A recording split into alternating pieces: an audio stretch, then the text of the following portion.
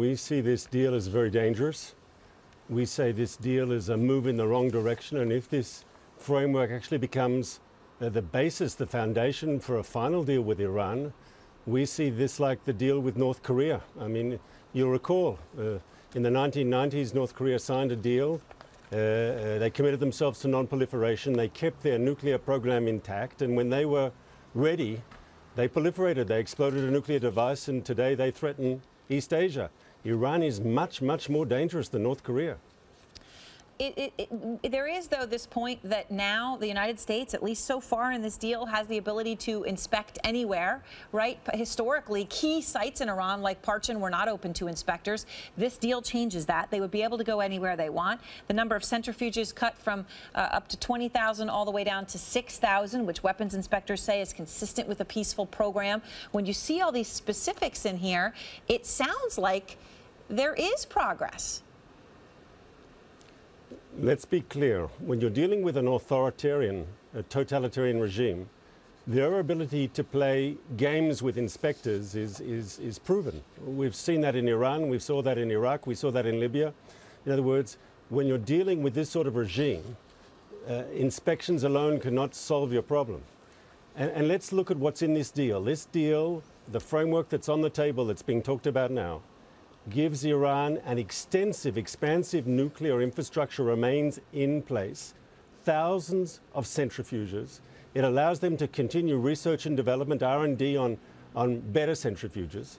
It's very dangerous. And of course, not in the deal is the Iranian missile program. The Iranians are building today intercontinental ballistic missiles. The deal doesn't talk about that at all. Now, they're not building those missiles to target Israel. They've already got missiles that can hit my country. They're building those missiles to hit targets well beyond the horizon, like the United States of America. That's not part of the deal. You know what else is not part of the deal? Iranian behavior. The Iranians are exporting their version of the Islamic Revolution to Syria, to Iraq, to Lebanon. As we know, in Yemen, CNN has reported that widely.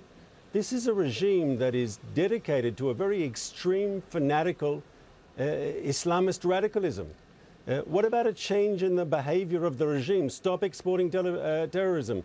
Stop your aggression in the region. Stop calling for the destruction of the State of Israel, as they did just yesterday. And Mark, and they have called for the destruction of the State of Israel. Certainly, the Supreme Leader in tweets in just the past few months has done that, as we've reported. It's a fair point. But is this deal better than getting no deal at all? Because with no deal at all, you didn't have access to all of the sites. You had more centrifuges. You didn't have any verification at all. I mean, there's several things in here that you now have that you didn't have. They're agreeing to limit that they're only going to enrich uranium to 3.67%. With no deal, you wouldn't have any of that. You'd have a theoretical military option, which unfortunately the whole world knows is not a real option. The United States has no intent of going to war with Iran. The alternative to this bad deal is a good deal. A good deal is one which actually restricts and dismantles the Iranian nuclear military infrastructure. A deal that demands real changes in Iranian behavior. I want everyone to think for a moment about what I spoke about a moment ago, the example of North Korea. Everyone praised and celebrated that agreement, and that agreement came back to haunt us all. I think the same mistakes could be repeated again now. This regime is only building a nuclear infrastructure for a nuclear weapon. That's what they want. And unfortunately, I mean, look at the cameras coming out of Tehran. People there are celebrating. Why are they celebrating? Because they think they've got the sanctions lifted and they get to keep their nuclear program too. It's very, very dangerous.